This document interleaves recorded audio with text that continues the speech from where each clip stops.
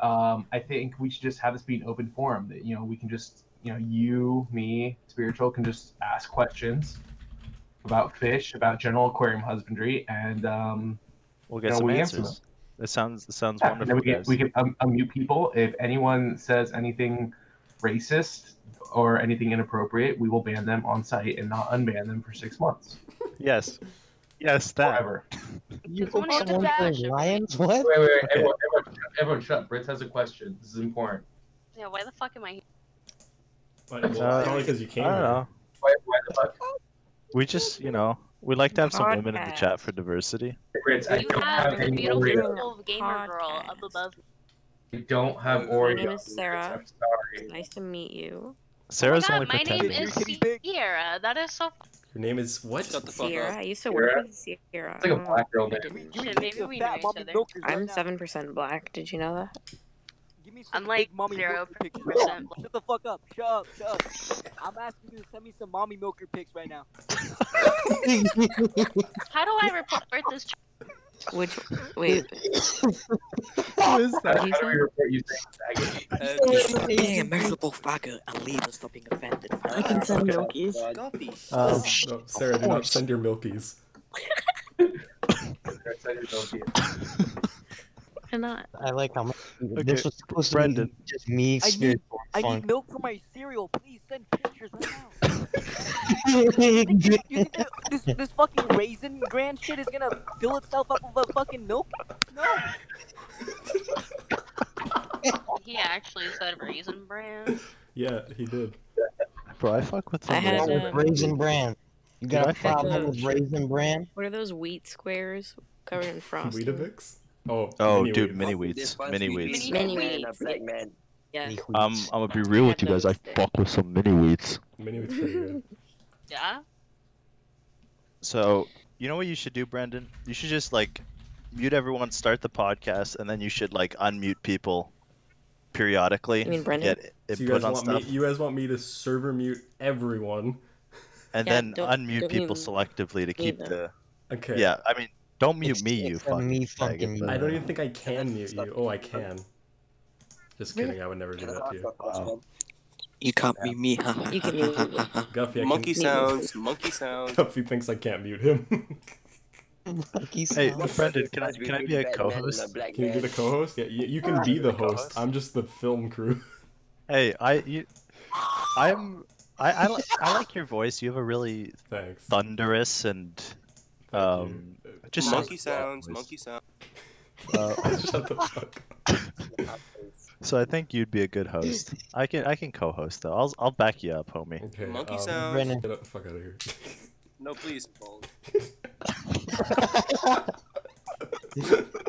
No, please. Can I read?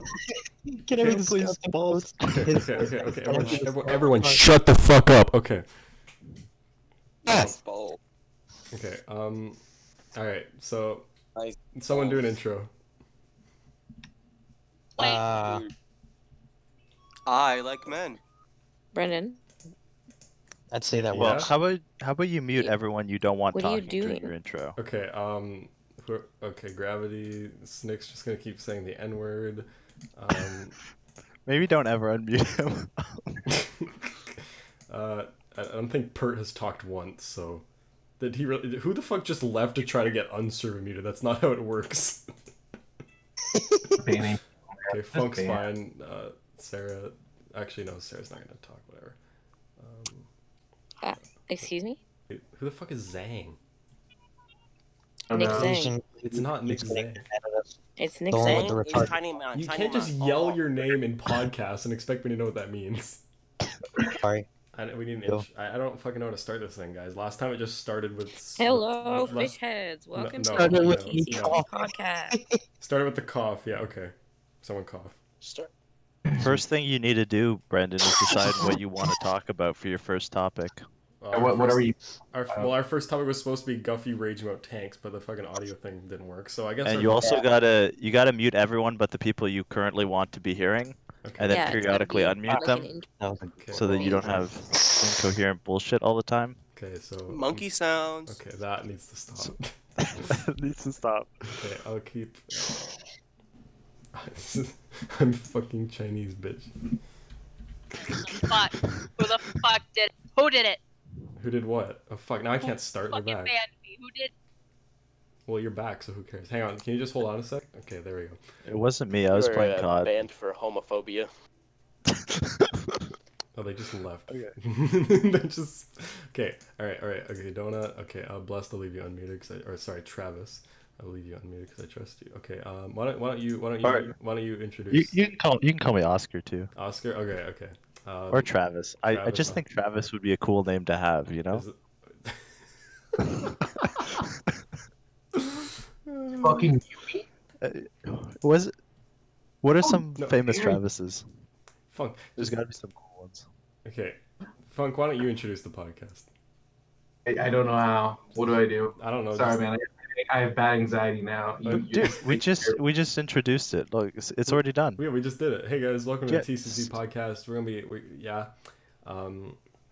Okay, now you're forcing it, dude. No, It feels no. forced. You gotta make it natural.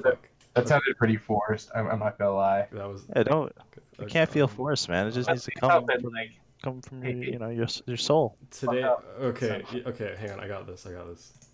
No. Listen, you guys be like, "What up, my fishy friends? Welcome to the first official TCT podcast." We already did This one. is- Though. But before that, we need first a message from our sponsor, Raid Shadow Legends. I don't even know this guy. Okay. I don't even know you guys. You don't. You Yeah. know it's We've actually never met before. This is Travis's first time. This is Who's Travis, dude? That's crazy. I don't know. Travis Scott is a rapper. He Oh, knocked dude, up you're on the Travis Scott? Yo, I'm gonna make that the title. Travis Scott joins the TCT podcast. Yeah. Okay. So the first thing. Thing sicko mode on freaking Fish podcast. You may know from my rap track Mobamba. See, And wait, this is sponsored by Squarespace, right? yeah, it's sponsored by Squarespace. Where 64 doors. Freaking Rit Minecraft. has something to say though. Brought to you by Dollar Shave Hi, Club. Mom. What? What? Okay. English woman.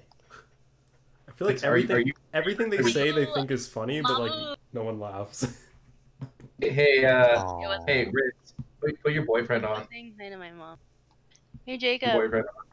Hey, Jacob. Say something funny.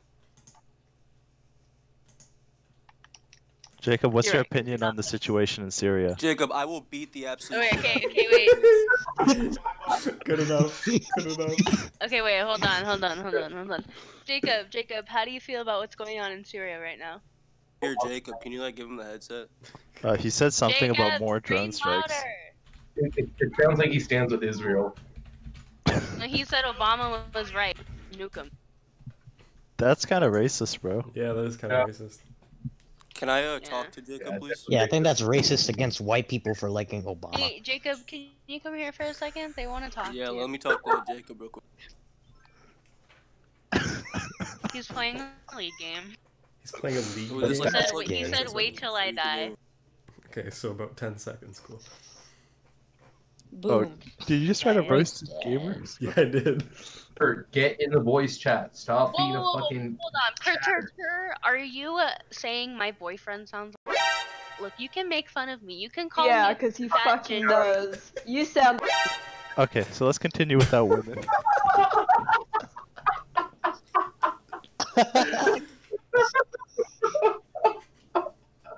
Woman versus woman. Uh-oh. See, I don't know why. Make another voice chat channel and put all the women in the server in there. Let them all fight. Woman channel. The women chat. I can't talk. I love it so hard. You guys broke me. Oh, you guys broke me. Fuck, I Alright. can't move her. Okay, There's I'm too good. many people here. I think Jacob's here. Unmute her. Wait, Jacob's here? Unmute her then. Wait, she left. Oh, wait, unmute her. Doesn't work. Fuck, Let me stop talk to moving Jacob, her. bitch. So leaving. chaotic. What is Wait, Jacob? wait, Jacob, come back. No, Yeah, Jacob, come here. I need Kurt. Oh, they're live streaming? Jacob, Says the I will N-word. fucking beat you. Whoa. Yeah, Jacob, I would literally beat the absolute fucking shit out of you, bro. I would literally drop you on your fucking neck, bro. Okay, so let's move past this. I think we should rate more 125 gallons. No. Oh. Hey guys, what's the ammonia cycle? What? Big thonk. The pneumonia cycle? It's when you get pneumonia Yeah, and what's then the you... ammonia cycle? The monocycle is when you touch something that someone else touched at a grocery store and you get coronavirus. Oh shit! I tried to lower my in-game volume and I lowered my sensitivity. Uh-oh. Oscar, are you playing Call of Duty right now? Yes. And you didn't invite me? Well, I was just playing some solos to test something, but yeah, I'm Oh, it is. completely invested in this podcast. It's just people calling each other retards, and that's pretty accurate. I want to If go we to the talk women about chat. Coronavirus, will you? Sorry, you can go to the women chat. Like, Coronavirus is a false It's not flag. Okay, so Brendan, you should go back Bro, to the that's a whole nice cock. muting people that you don't want talking right now. I don't know, I'm having a pretty good time with this. Chicken dope. Alright guys, what do you say we take this podcast channel up a notch? How we take it up a notch? Oh, let me find someone. So, let's talk about my catfish, guys. No, fuck up Does with anyone want to cat. play Animal Crossing with So, me? as I was saying, I think this guy looks Animal like the best Crossing. instead of all of them. He's kind of fat, but like, you know. You going for the incoherent podcast? Yeah, this is just, I'm just gonna call this chaos, and that'll be the video, and you'll understand. Descended so low in life that you'd settle for a snack to kill yourself. I'm sorry, I didn't hear you. What'd you say? They said, I want to know how you're. Oh my god, sorry, hold on. I'm sorry. I honestly, I didn't hear. I love the progression. Just, I want to know why. Whoa! So what's everyone's favorite quarantine activity? Masturbation. I'll buy blood Have worms you for not heard my accent? I'm a fucking valley girl. I live in Southern California. So you want to give me bloodworms? Oh, she's a valley girl. Oh yeah, I'll give Alright. you some bloodworms. It doesn't make sense. Ritz, I'm a valley wanna- guy. I'm gonna track you on your PetSmart. I'm gonna find you. Please do. Can you You won't kill be me? hard to Like, miss, I'm sure. literally. Please.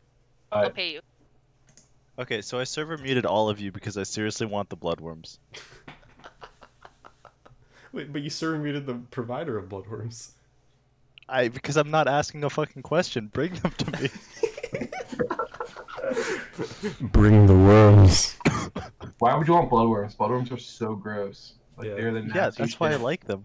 Feed. Dude, fish are supposed to eat gross Blackworms. things. Yeah, it's true. If you don't, I feed. Blackworms are where it's at. I like frozen Daphne. It's very nice, stinky. Daphne are too small for my boys. Oh, we'll just give them all Dude. of it. So You're the first listening. thing I want to say, actually, before we get to that, is just, fellas, your voices are sounding lovely today. Thank you, Oscar. Thank you. You too. Yes, that is. You too, King. You got the best voice. I think. Well, no, Funk's So- pretty fucking good. Why are you all named Jimmy? I'm so confused. Wait, is that Ants Canada? Yeah. Bro, that's Ants Canada. Why So- is everyone called Jimmy? Wait, is that Ants? So- Dude, it's actually so- Ants Canada. Our first question Thank is you for for calling Ants me. Canada. Dude, Ants Canada joined our server. Wait, no, don't. Dude, Ants Canada. I heard you had to get rid of some of your ants. Man, that really sucks. I killed them all. I ate them. I love how we I'm were just about to start this podcast and we were like, everyone finally shut up. We were like, just gonna start. And then Ants Canada, you're just jumping. I was like, what the fuck is this? No, I went in here and I see the Jimmy tank and I look in VC and I see Jimmy. Ants Canada crashes my live stream. Oh, Ants wait. Canada Exposed joins our podcast to throw around racial slurs and drink. Plus, don't give me ideas like this, because I'll title it that, and then I'll get like 1 million views, and like 1 million dislikes. Please do. Please do. God damn it. That'd be you're a tempting funny. me. That'd be a funny name. That would be pretty funny, actually. Brendan's gonna go to bed. He's gonna wake up fucking tied in an ant tank. No, this happened so long ago, but I made it when the Adventure Time finale aired. I made a reaction video, and it was just for the fun of it, and I got like so many dislikes. Everyone's like, "You're terrible. You're stupid. You don't like Adventure Time," and I was like, "What the fuck is happening?" I don't like Adventure Time. I thought it was stupid. It was stupid. That was the whole thing I, I was didn't like saying. Adventure I was just Time like, either. this is dumb. This finale's dumb. It's dumb. And all the comments, the top comment is, "Bro, you fucking suck," with like 400 likes. Oh, why don't we do a podcast on Adventure Time? What is there to say? Hi guys, this is the Adventure Time React podcast. We're gonna watch Oh, old no. episodes of. We're gonna watch every Adventure single. Time. We're gonna watch every single episode right now. 24/7 Adventure Time commentary stream.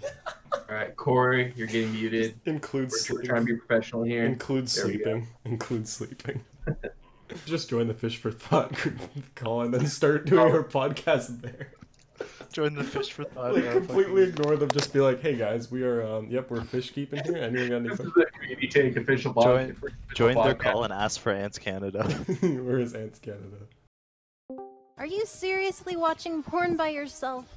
No, I'm with the science team. We've Another the very concerned that we get a conclusive analysis. Is anyone else getting hungry? Where's Ants Canada? We need to apologize before he feeds Brendan to ants. All right. Please don't feed So, me. all right, guys. So this is open forum. Please answer, ask questions.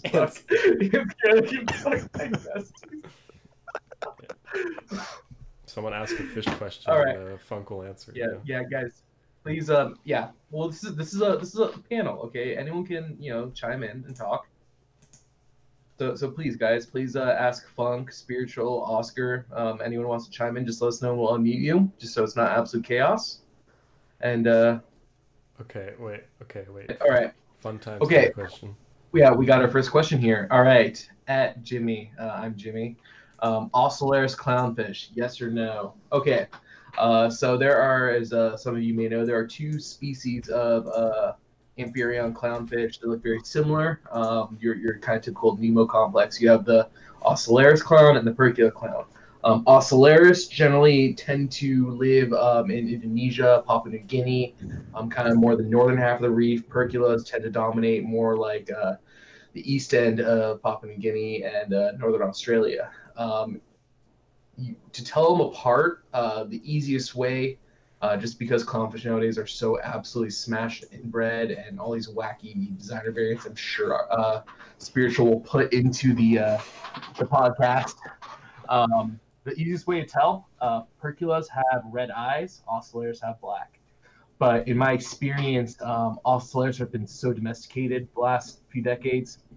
They have lost almost all their hosting behavior, typical aggressive personality they're known for in the wild. They're like the toy poodle when the wild caught clownfish is like a wolf. They suck. Also in my experience, these captive bred fish, they're 6th, 7th, 8th, 10th, 20th generation captivity, have no natural immunity to the really fucked up protozoans that happen to enter our aquariums in the wild. Things like brook, uranema, velvet. They just suck, man. They just get sick and die. And they don't hang out on clownfish, and they're butt ugly, and they're all morphed and have fucked up job lines and stuff.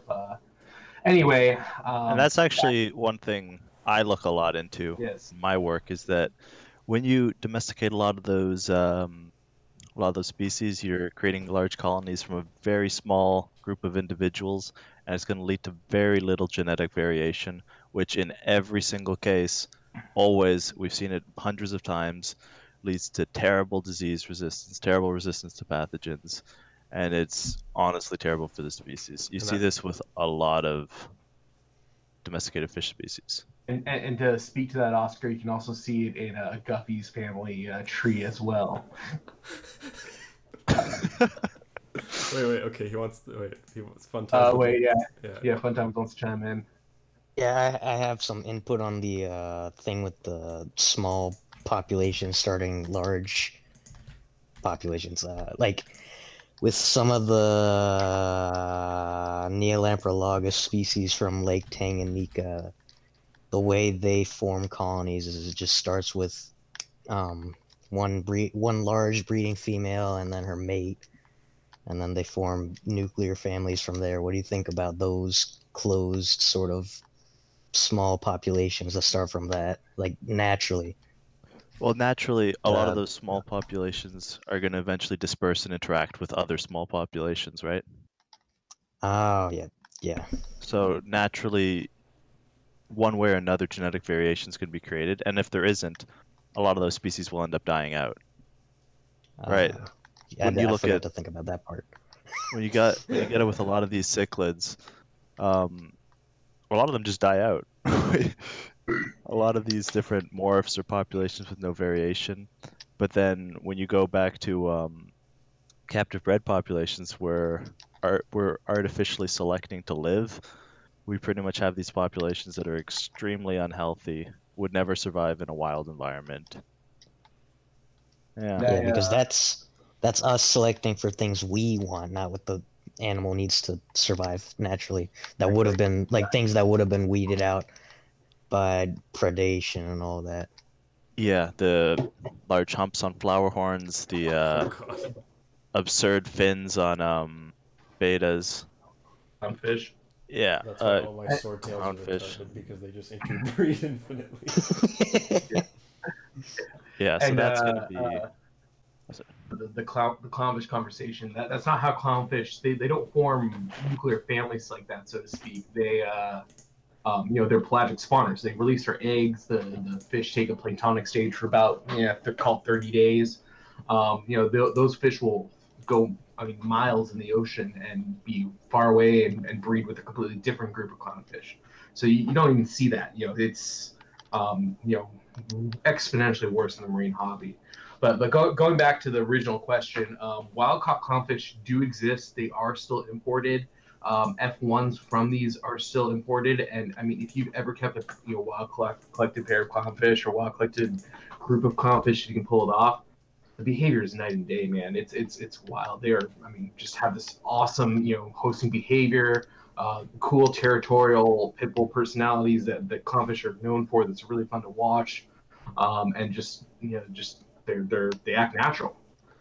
Now they do have a lot of things you gotta be cognizant of. They are prone to brook and stuff. Definitely want to quarantine. Definitely want to isolate more than your average marine fish. But I mean, once you go to wild caught clown, you'll never go back to the smashed designer bullshit that plagues our hobby at every turn. Oh, that's clownfish. All right, next question. What do we got? We got a question from Pat. Oh no, that's just a picture of Baby Yoda in a cum jar. Okay. Anyone else have a question? I think Finium asked a question before. She said, she asked for your opinion on purple spaghetti eels. What the fuck's a purple spaghetti eel? I looked it up, and let me just share the image. Oh no. Here you go. Oh. Oh, I've never seen one of those imported. Oh, they live in the Ganges. Don't now I'm no expert on this. Don't they kind of look like those brackish moray species? It says they're full fresh. Yeah, that's what I'm reading too. 44 centimeters? That's not a big eel either. Interesting. Yeah, like that's a foot like and a half. 18 inches. I want it. Yeah, 18 inches. Yeah. That's a tiny eel. That'd be a cool little pet. Yeah. And that's full can't fresh, something like that. Interesting. Yeah. I mean, they're. She's not even here. She's not even here anymore. Because half the time you see that freshwater it's always brackish. Yeah. I mean, it looks like they're not even really described. It's pretty crazy. I should go find one. Their COL status is like ambiguous. Like there's not much really known about them. I mean, I'm gonna assume they're not ever imported ever into the aquarium hobby once, but you never know. Ooh, I guess. Yeah, I don't think any guy wants to go. One guy wants to jump in the Ganges River to dig out some eel looks like a cock. Oh God. Girl Corey. I wish I had screenings of the guy who trimmed the angelfish fins. Yeah, probably. It's actually really important. I'm going back to the trimming the angelfish. Sometimes you got to give your fish a haircut, man. Like when it gets out of control, it gets out of control. It's just important. Remember, guys, trim your bettas. Alright, Funk. I'm gonna ignore Ghuffy's question just for a sec because someone asked if neons needed a 20-gallon minimum, and we've got Melly saying yes, and we got Ghuffy saying no. So. No, they don't, and this is why. Neon tetras get what, like maximum size in the wild. We'll call it like 5/8 of an inch, 3/4 of an inch. The fish, in my experience, is just they're fish that thrives being crowded. Yeah, they like. They just like a bunch. Yeah, and if you put them in a tank, regardless, I mean, don't put them in a 10-gallon. Don't do something stupid. But if you put them in a tank with a good size footprint and a good size filter, they do great. They thrive. I mean, I can dig up the pictures and send them. But I had that 18-gallon funky ant farm tank, that Blackwater. Yeah, ton of driftwood, ton of ways to offset the aggression if there's some spat for territory. But man, I had like 30, 40 fucking Tetras in that tank. You had a lot of fucking Tetras. Ass. Yeah, I mean, but the thing is, I had a canister filter rated for 80 gallons. I had a ton of flow going through it, but I mean, but no, the Tetras just love to be loaded up. Now, I tried the same thing in my 40-gallon. I threw like 30 Tetras in there, but I also threw in a nondis, and he ate them all within a week. It was actually pretty impressive. I'm not even mad. Like I was like, holy shit, this guy has a bottomless pit for a stomach. Your Nand is still, he doing okay? Oh, he's great. He's kind of, I mean, he's super cryptic. Like, I mean, the fish changes color, so that's like a cool thing about him. They just, I mean, the fish will be black one day, yellow one day, and just it sits there on its side. It looks like a leaf. Yeah, it's really cool. I kind of want to just get like 10 of them and throw them in the tank and call it a day. They're not cheap though. I mean, like they're my cost is like $15. Jeez. Yeah. Okay, Ghuffy wants to be enlightened on semen spawned isopods. Okay. Oh, we can't talk about that. We can't talk about that. No, we can't talk about that. That's confidential information. That's classified. It's like what I think is worth saying is that I'm not, I'm not an expert in fish. I'm more of an expert a lot of other things.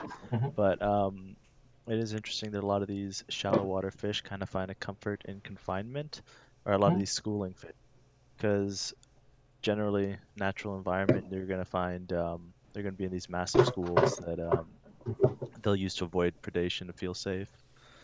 So sometimes being in a more open environment with not too many of them will be more stressful than a smaller environment with more of them.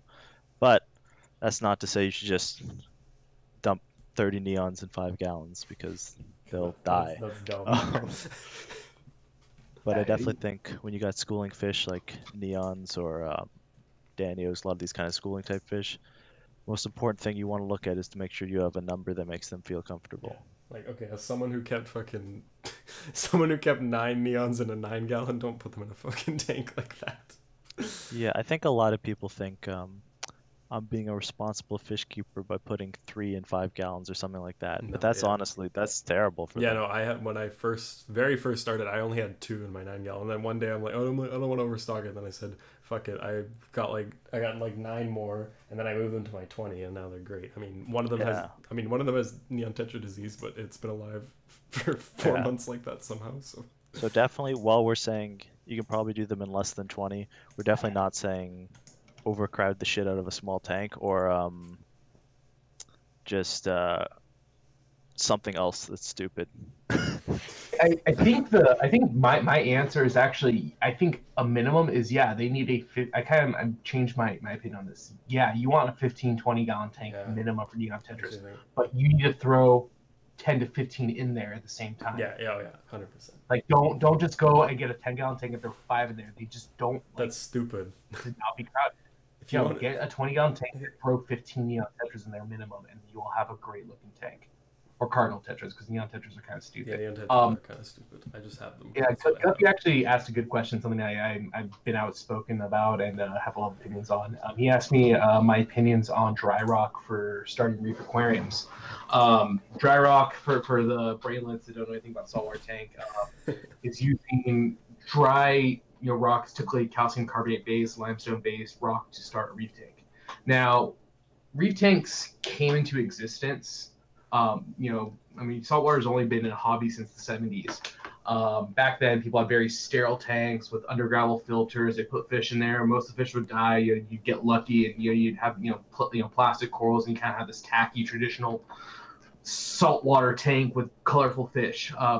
In the late 80s, early 90s, this concept of live rock became a thing. Basically, people would go in the ocean And everyone's been in the ocean, hopefully, and kind of seen that the rock is just covered in life. It's covered in sponges and algae and crusty stuff and little critters. Like the rocks have a lot of life in the ocean. So some genius got the idea to take one of these rocks and put it in an aquarium. And what happened was the life on the rocks became a natural filter. The water flowed through it, and all the little algae and sponges and tunicates and worms and creepy critters lived in there, basically created a natural ecosystem. So once that happened, people were like, what if I put a coral in there? So they threw whatever bright lights they had on the time. They were probably T12 VHOs or old school halogens. And they found out, holy shit, coral can actually thrive in this environment because something about live rock naturalizes the water. It acts as a natural biological filter with nitrification and denitrification process. It just does something to make the water not just a fish tank, but an actual thriving ecosystem. So fast forward now, probably the last 5 or 6 years, this dry rock trend has, become very popular. First off, live rock, because it's a rock taken from the ocean, shipped from Indonesia or ever to the United States or Canada in Oscar's case, because Canadians keep reefs too. We just don't have very much selection. Shouldn't do much of anything. Canadians are kind of stupid. But anyway, I like us. Thanks, I like you. Yeah. It's all right. It's all right. Well, there are a couple cool Canadians out there. Anyway, they're all in the server. Yeah, all 2 of them. I digress. Anyway. If he doesn't personally know you, you can't be a good Canadian. That's very true. So, live rock's very expensive. Live rock, just because it would, get shipped from Indonesia to the U.S., it would send customs for, 6 to 8 weeks. You get a lot of die-off with the rock. Some legal stuff happened. People were actually poaching live rock in Tonga, and they banned Tonga live rock, which was the coolest live rock you ever get. It came in giant branches and came like bright purple. It's the coolest shit ever. That got banned maybe in 2011, 2012. Anyway, the supply chain for live rock got much harder to get. So people are like, well, I can go get some dry rock, throw it in a tank, add some bacteria, and add some shit in a bottle I bought from the fish store, and this rock will eventually turn into live rock like you get in the ocean. Yes, it takes years. You gotta think, man, how long has that rock been in the fucking ocean? Yeah. Centuries and centuries. Generations of animals. That little worm's parent, grandparent, great grandparent, back to fuck knows how long. It takes years, if not decades, to get that kind of maturity. And in my experience, people that start with dry rock just have a myriad of issues. The rock starts white. It's bone white limestone rock. It goes through a very long process. The rock turns red, then it turns brown, then it turns green, and then eventually, if you get lucky, it might start growing coralline. It's just like going back to it's the most backwards thing. Reef tanks and the whole hobby started because people love the ocean, because people want to take what they saw on the reef and mimic it in their tanks. And what they're trying to do is create this sterile environment for their stupid little rainbow coral frags. And I can talk about that for hours on how awful the coral industry is now. But you want to go find the nicest, stinkiest, ripest, most colorful live rock, because that's what runs the show in a reef tank, man. That's your filter. That's your biodiversity. That's everything. And using dry rock is so counterintuitive to what you want in a reef tank. It's just mind-boggling how anyone thinks that's a good idea. The only pro to dry rock is you save money. And if you are trying to do the saltwater hobby and save money, I hear fucking betas are a great rewarding hobby as well. So stick with that. Because that's all you should do. Yeah. So one thing I just want to that's pretty dope monologue. One thing I want to clarify is that we're definitely not advocating for unethical poaching of live rock. Live rock. Because, see, the thing is that if we properly take care of our reefs, the amount that's harvested for aquariums will be very minimal. But since we are currently not taking care of a lot of our reefs, it's kind of become a conservation issue. So we're definitely not saying that countries that have banned the harvesting of live rock are doing anything wrong. They're doing the right thing. It's more an issue with how we are taking care of our reef environments right now. Oscar, you're wrong, and here's why you're wrong. Oh, things just got interesting. First off, the ornamental aquarium industry is the most well-regulated fishery on the planet. It has been a benchmark and a model for every single fishery in the world. the quota systems, the amount of government interference in the industry is crazy. The people that run these transship facilities, these distributors, are all huge advocates for the coral reefs. I mean, they're probably some of the biggest in the world. Like, you don't keep a reef tank and not love the ocean, stand by what's going on. I mean, ocean acidification, overfishing, they're all huge global issues. Lots of coral bleaching. And coral bleaching, I mean, that's ocean acidification is what causes coral bleaching. Yeah. What's changed in the last decade is the breakthrough of mariculture. Corals in the ocean grow 30 times faster than they do in captivity. A 1-inch fragment in a coral colony might double. I mean, stony coral might double in size every year. I mean, it's exponential. 1-inch piece turns into 2, 2 turns into 4 if your water chemistry is buttoned up. In the ocean, it can grow an inch a month.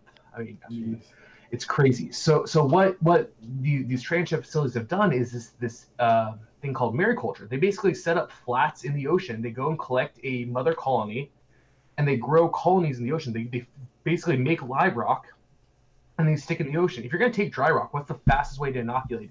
Put it in the fucking ocean right next to the other actual live rock.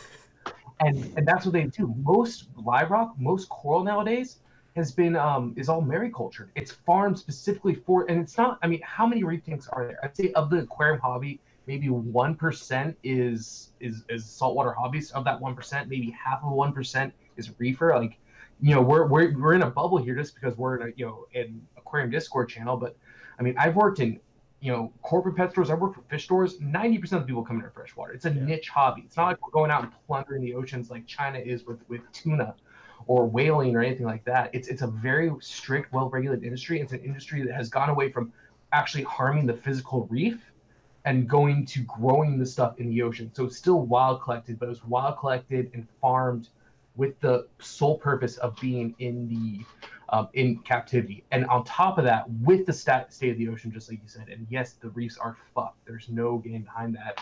One can even argue that captivity it's just like so many other critically endangered species. Coral will be extinct in the wild at the rates going in our lifetimes, and the only place it can live is in our fish tanks or in facilities. So when people say we're destroying the oceans with the coral hobby, first off, we're just a drop in the bucket when it comes to wild collecting. And of that wild collecting, we're very careful about what we take. And on top of that, we do nothing but benefit the reefs. I mean, we provide tens of thousands of jobs to Indonesians, people in Papua New Guinea, in Australia, in the Philippines, who rely on this industry to keep their families fed. And we work with them to do it in a way that's good for them, because if they destroy their coral reefs, they shot their wad, they're not going to eat. So it's crazy how, and there's tons of articles on this. I can pull some stuff up and pull up some mariculture farms. I'll do that and let someone else talk. But that's really, it sounds a lot like scuba divers too. Yeah. They're pretty much nothing but good for a lot of these ecosystems. Oh, yeah. One thing we're both go ahead. Me and my friend Funk over here, we're both very we're prolific scuba divers. We're people of the ocean.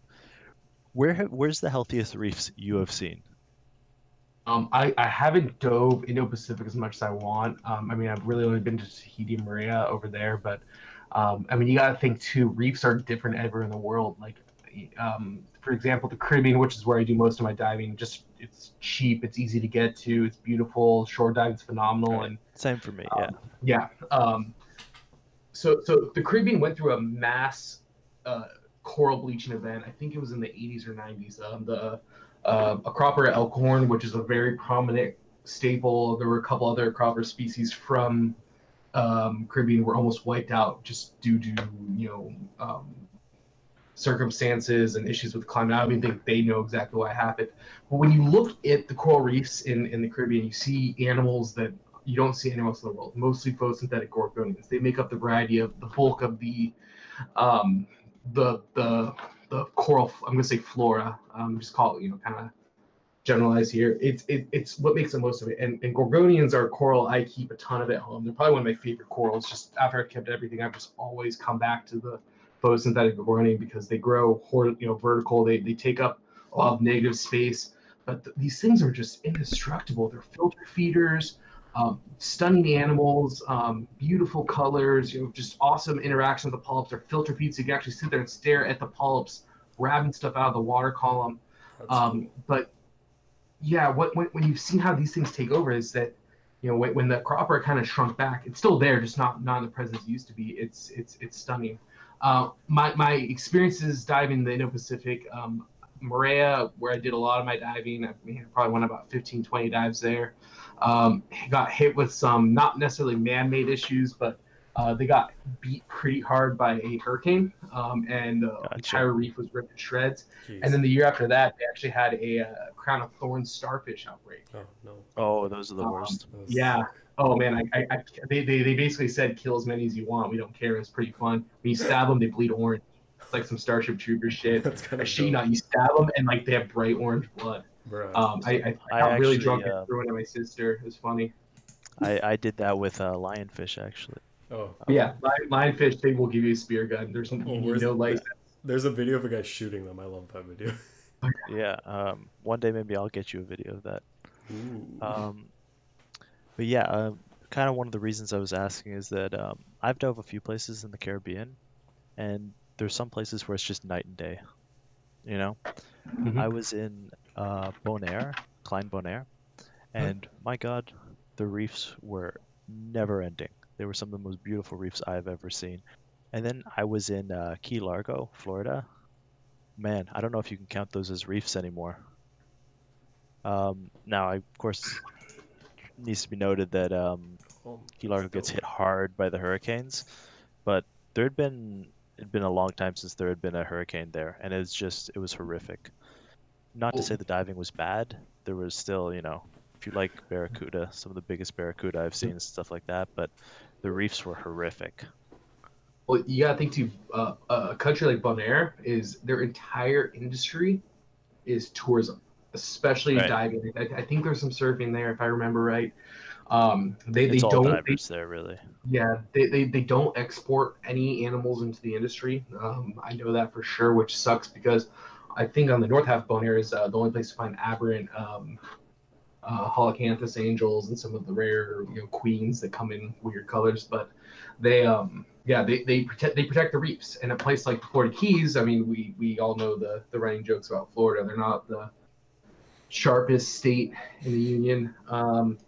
It's not as much of a priority of them. I mean, Cuba, for example, is a good case study. Cuba actually has some of the most beautiful Caribbean reefs in the world because their entire reef system was protected by the Cuban government. No one ever went there. There was no tourism until the last few years, and as a result, some stuff like the Djangi basslet, which I'll find a picture of here, or sorry, Djangi grama, is a fish only found in Cuba. And then once Cuba opened up, they were able to actually export the fish and breed them successfully in captivity. And he's a pretty little fish. Let me just put a picture up here. So, strange question, probably a little bit unrelated, but I like him. To the podcast. That's my contribution. Why is scuba diving so bad in Cuba? I mean, is it because these are all kind of deeper reefs? Or because generally, if you talk to a scuba diver about Caribbean diving, Cuba never comes up, except for you can dive with crocodiles in some of the estuaries, but I'm not sure. I honestly haven't done much research into it. I've been actually kind of out of the scuba diving hobby way more lately, just other things in my life. Gotcha. Maybe that's our viewer question of the week. Yeah. Have them look it up for us. Yeah, I can look into it. I mean, I know the Djangi is a rather deep fish. I think they don't even show up till about 120, 150 feet, which is about as deep as divers, or at least recreational divers, want to go. Right. That's it. I don't know. I mean, like a place like Cayman, which is my go-to dive site. I mean, that's all shore diving. That's why I like it. Right. I don't like to dive on boats because I don't want to pay it. I'd rather do 6 dives a day and then 2 boat dives. Yeah, I gotcha. I hear you with that. There's nothing better than filling your pickup with tanks and just going in a direction. Come back and go the other way. I don't want to take over your podcast, Brendan, but maybe we should I mean, you guys aren't taking over. You guys are talking about genuinely interesting stuff, so I'm not really bothered by it. I'm just not speaking because I know jack shit about saltwater. So I'm just like, yeah, I got live rock. What? Actually, this is kind of funny. I'll throw this in here. When I set up, like, I was like, oh, I watched Nemo, so I want a salt tank. So my dad was actually like, he didn't know jack about it, but it was actually kind of based because he did get live rock. So. And live rock it's hard to get. Like, I mean, once Indonesia, there was a big Indo ban about 2 years ago that almost crippled the marine hobby. True live rock is very hard to get, but the only place to source like healthy live rock now is actually the Caribbean. There's a few farms in Florida, and the rock is just stunning. It's not cheap, but I mean, it's a one-time buy once, cry once kind of thing. And if you start with the Florida live rock, Tampa Bay Saltwater, I will give you guys a shameless plug. Woo! The stuff is phenomenal. I don't think they care if you ship to California. It's just Clerpa is a big no-no, but I know Clerpa comes on and I've seen it. But the stuff, like, especially because it's shipped overnight, they pull it out and it's in your tank in your home in about 24 hours. Okay, very little die-off. That's cool. But you're gonna pay $500 for a 50-pound box, but it's worth every cent. And $500 for starting a new reef tank is not that bad. I mean, saltwater, the biggest barrier to entry is just a starting price. Yeah. Once it's running, you know, your operating costs are 30, 40, $50 a month. Just depends on how high quality of stuff you want to use, or if you can get lucky and use natural saltwater like me. Yeah, that's cool. But they that's I'm fortunate for that. Yeah. Now I haven't I've been looking in the chat too much, but Brendan, if you see a question, maybe just unmute. Yeah, I know Ghuffy wants to talk about some fresh stuff or cycling stuff in a bit. Ghuffy, enlighten us on fresh stuff. Yeah, just unmute someone. Yeah, we can. He's unmuted. Ghuffy's unmuted. Ghuffy, fire away. What? Sorry, Oscar. I thought you didn't have your Discord chat license. Sorry, bro. Hacking me. I had to fight him off. All right. We're gonna edit that Yeah, out. we need to edit a few. It was going so well. Look, can we discuss the myths around cycling and our whole understanding of the quote unquote process is pretty pretty wrong and basic. Can I put it? You guys keep talking. I'm gonna pin in this. I need another beer. I'll be right back. All right. Because, for example, as we know, a lot of the myths around cycling actually result in people having less success and having to wait longer to cycle the tanks with ammonia, which as we know is often not one of the best methods to use. Well, pure ammonia to cycle your tank is a very strange method, I would say, to cycle. Because this is the main thing, right? Listen, when you cycle with ammonia, which are in high ammonia levels, you've got totally different bacteria present in the tank than in an established, cycled, mature tank. It's just like there's been some articles and forum posts to do with it, and they did some basic studies on both fresh and saltwater tanks, and they found out that the bacteria and microorganisms present during the cycling phase when you're using high levels of ammonia to build up beneficial bacteria levels, like the bacteria and microorganisms present during high ammonia levels are totally different than the ones present in a mature and established tank. So definitely send me those studies because I can read through them a bit. It's not really a study, but I mean it's hang on.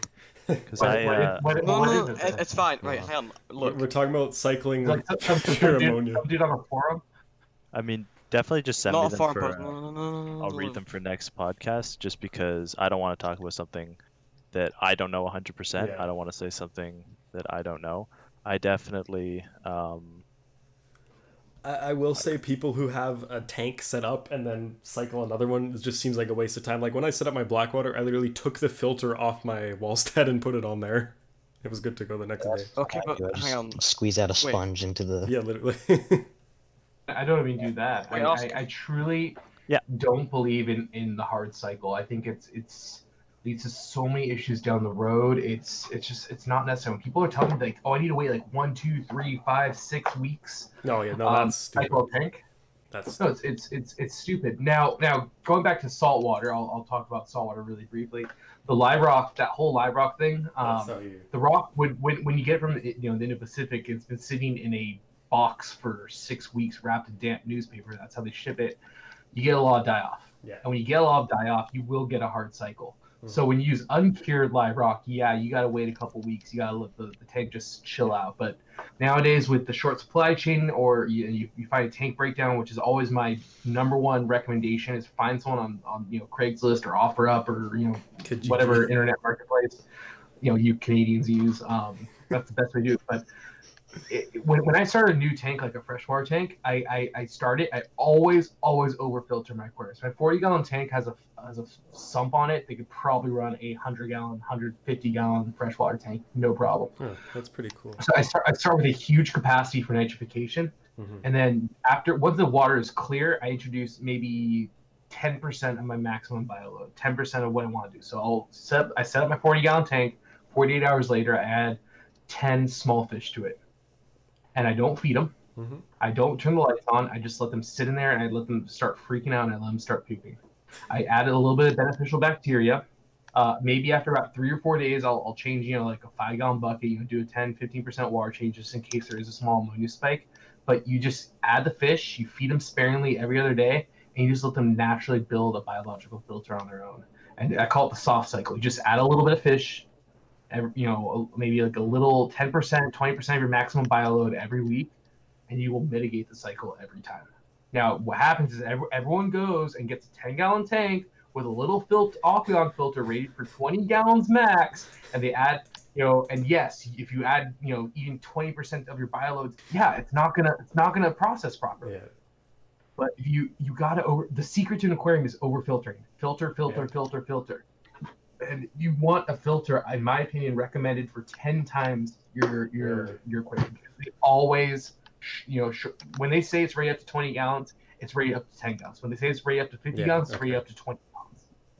And that's it. Like I don't think you ever need to cycle a tank. And you never need to add ammonia. You never need to, if you trip on it and fixate on it and you're adding all these chemicals, that's not what an aquarium is, man. You're trying to recreate nature. Recreate nature is not dumping urine in your aquarium to try to hard cycle it. Or rainbow gravel and fake decorations. One thing I want to add, first of all, is that our friend Ghuffy, who started this discussion, has sent me a few articles, and I will definitely read them for the next podcast and go through them. I also think it might be good just to maybe add a little bit about our backgrounds, just so people are a little bit aware of who's best to answer things. Because let me tell you, if you got a question about growing saltwater corals, I'm not the person to ask it to. That's my man Funk over here. Well, let's meet the aquarists. Funk, Funk can start, I guess. I don't know. So my name's Funk. I've been keeping mostly reef tanks for about 15, 16 years. I'm 29. I've been keeping reef tanks since early on in high school. Went pretty big. Started with a 20, went to 29. My dad got into the hobby. We had a 200-gallon saltwater tank. So I had, got immersed pretty quick in it. Went to college, partied a little too hard. Went back home. I worked at a pretty big fish store in Southern California. Actually, one of the biggest fish stores in Southern California. I was basically did all their marine husbandry for them. Got a lot of exposure to freshwater plant tanks, monster tanks. I mean, koi ponds. I did it all. I did that for about 8 years and did everything from betables to 1,000-gallon shark tanks and 20,000-gallon ponds. So I dip my hands in everything. I mean, saltwater has always been my passion. Coral propagation was a huge passion of mine. And yeah, that's really it. I was industry, hand collected fish from importers, transship, did propagation, did installations. When you're in the job as when you're in the industry as a job and you just are 9 to 5 every day, fish, coral, building tanks, selling tanks, plumbing tanks, You get a lot of things thrown at you, a lot of weird requests. I was on tanked once. I stole Marshawn Lynch's pufferfish once. You were on Tanked. tanked? I was on tanked, yeah. That's pretty cool. I want to. What episode? I was on the first season. I think it was the first season of Value Casino. You can see my foot. Nice. Yeah. So Best. I'm a pretty big deal. Yeah. Yeah. Well, I am Oscar. I am a PhD student where I study. I am Jacob. So I am currently doing my PhD. I study genetics, a little bit of ichthyology, but that's mostly what I did in the past. Right now it's mostly genetics and physiology, but with animals, of course.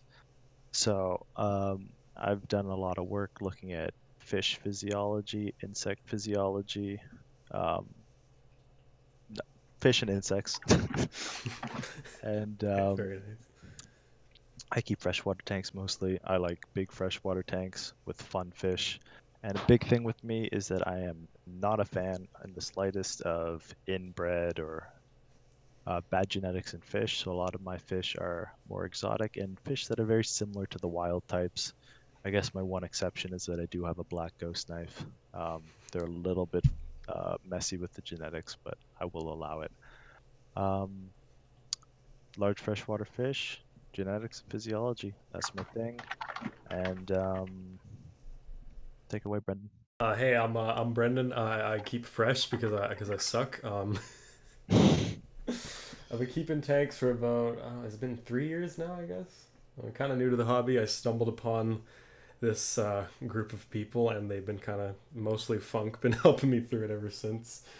I keep a lot of stupid smash shit because I don't really have the ability to get cool stuff until Andy showed up and blessed me with some pencils and some splash tetras and a Dario. So I'm still learning my stuff, but I think everyone here has definitely helped me out quite a bit, and I wouldn't be where I am today, and I'd probably still have a white gravel tank with plastic plants if it wasn't for these guys. So I appreciate that a lot.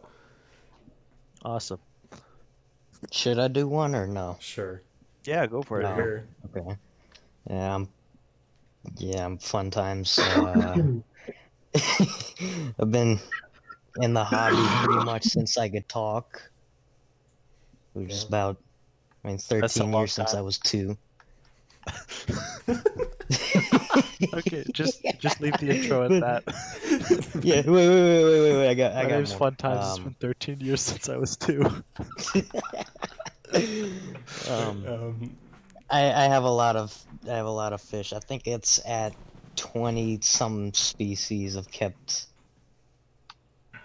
a lot of things from little smashed goldfish and guppies to critically endangered goodeids, which are currently in my 29. I have 13 filled up tanks right now. I'm more specialized, if you want to say. I don't really want to say that because I'm young and I still have a lot to learn with the hobby. But I am more centered around Central American and Rift Lake African things. I know a little bit about South American fish, but I feel more at home with the Central American and African stuff, mostly because they're easier to keep in my 7.8 pH tap water. Yeah. Hey, talk about your tanks, man. So you say you keep about 20 species. How many separate tanks do you have? 13 running right now. Are they open I have, because this is an interesting debate I've had with a lot of freshwater people. Are they 13 independent tanks, all running on separate filters? Yeah. Okay. Yeah. So in my past, I ran about 4,000 gallons of freshwater fish in a completely open system. I would go crazy if I had to take care of 13 tanks. I'd rather just have them all plumbed into one. Yeah, I guess that treat them all once. Yeah. I mean, they're all. I do water changes on them with Yeah. all the same things. I just hook up the python to the sink and then just fill them all up. The only ones that get special care are the my gold Australicales and the Xenotoca duadrioi in with my bristlenose fleckos because those ones need colder water to breed. Otherwise, they either get heat stroke or their lifespans accelerate. And then the killifish are the only ones that are sensitive to the more soft blackwater setups. So I keep them. I mean, I have more. Fuck. There's a lot of leaf litter in that tank, and it's pretty. Like tea in there, yeah. I guess. Oak leaf tea. Tea tank based. Gotcha. Well, I Tea taupe. Void water. How about we Wait. Oh, no. I had something to say. Oh, I found this. Oh yeah, go for it. Yeah. So back to the like aquarium hobby, keeping like reef ecosystems alive thing. Wait, That kind of I kind of thought of the organization CARES. I forgot what the acronym is, but the whole thing around that organization is getting people to keep critically endangered or vulnerable species of fish because that's the only reason that their species would stay alive. Like in the hobby, like a okay. good example of that is white cloud minnows because they're extinct in the wild. Banggai cardinalfish are probably the best case study in marine. So the Calderni or Banggai cardinalfish comes from only one little island, the Banggai, I think. No, yeah, the Banggai Islands in Indonesia. Calderni is the guy that discovered it. I mean, the thing was a 2-day boat ride from the nearest airport. The fish was just known for being, very personable, colorful, or they actually aren't colorful, but they're just cool-looking fish. I have one. Yeah. Yeah. But the fish was actually basically collected almost to extinction because of the aquarium hobby. Well, it turns out over time. Let me just find a picture of a Banggai here. They're neat little fish. They're cute. Actually, yeah. I'll just chime in here and say the thing about keeping like endangered or like that sort of thing is funny because Andy gave me some. I can't remember the name of the liveberry, but he gave me some like endangered liveberry, and it's currently the only one left in my freaking tank of smashed swordtails. I think that's funny. I've It lives with brap fish. I was gonna say something about the Tetra numbers because in my experience, like with the larger Tetras, like the taller bodied ones that don't really need that tight of a grouping, like skirt that are more aggressive and prone to like attacking each other or other things, like with red-eye Tetras are kind of an understatement to that because they're just like they're not as mean as other things, but I find a good numbering for those kinds of schooling fish to be 8 because like people recommend 6. I always see 6 but then, tossed around. I don't know why. It just yeah, I tried 6, but then one kind of like got a messed up jaw because my Akara attacked it. I'll get to her later because that's also another interesting thing I want to talk about. But yeah, it got a messed up jaw, and then the rest of them ate it, and then it was down to 5, and then they all got skittish for some reason because it was down to 5, and they all started freaking out. I see and 6 then they a all lot for shoalers. What about they like all school, systematically like, just ate each other. What do you guys? No, I had about I had about 8 I think I had 9. I maybe had 9 platinum hatchets, and they all killed each other, so that was pretty fun. So... Wait, have any of you guys? Yeah, I say 8 for those kinds of things because it's like if one dies, then you're down to 7. That's still pretty safe. Okay, let's let Ghuffy talk. That Let's let gives Ghuffy you talk at least a before he little bit of kills time himself. to get more. Yeah. What do you guys think? What do you think? Yeah, go ahead, Ghuffy. What do you guys think of the whole? What do you guys think of Splash Tetras and the whole Capella genus? Splash What do you guys think of Tetras? those? Yeah, like on the whole Splash genus. Splash Tetras aren't a schooling fish, are they? They're schooling. Kind of are. Mine's school more than any of my other Tetras. Or I mean, fucking. You want to debate? What do you guys think of them? You want to debate if they're Tetras or not? Andy says pencils are Tetras, so they're Tetras. I've seen some cool paludarium design that comes splash tetras. Wait, where's Andy? I've only ever had one splash tetra jump, and I keep my tank filled. Where's my phone? I've only had. I always keep a lid. I've only had one fish jump, and that was an African butterfly. The only fish I've had jump kill itself from jumping. It was a peeper. I've never had any of my fish jump. I had my biggest splash tetra jump, and I mean, if you count mystery snails crawling out of the tank, falling on the floor, and then dying, and my dog trying to eat them, then. Wait, did they like splat onto the floor like the shell like just like? All of my tanks don't have because all of the fish that have. My room is I mean, having carpet in a room with tanks is fucking shitty, but they just basically just plop on the carpet, and then my dog sniffs them, and I'm like, it's nasty. There's been at least 3 times. Sorry, but there's been at least 3 times where I found them on the floor, and they've been alive, and I've just chucked them back in. What do you guys think of some of the my fish's jump was when I was moving all my tanks to the basement. And he jumped. What was he in the tank? And he jumped out of it. I remember.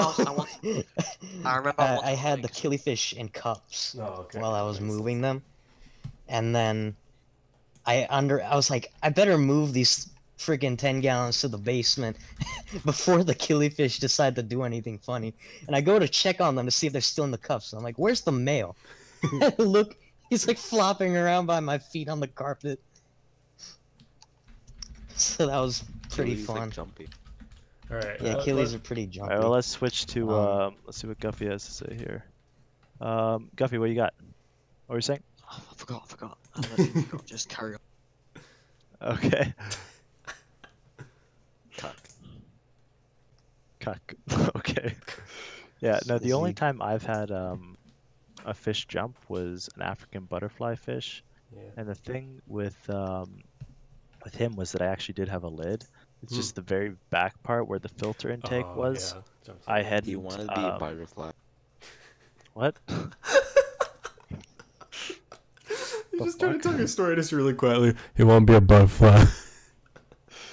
Yeah, so he it was only the filter intake, and I was actually carving a piece of plastic out that I could custom fit back there. Yeah.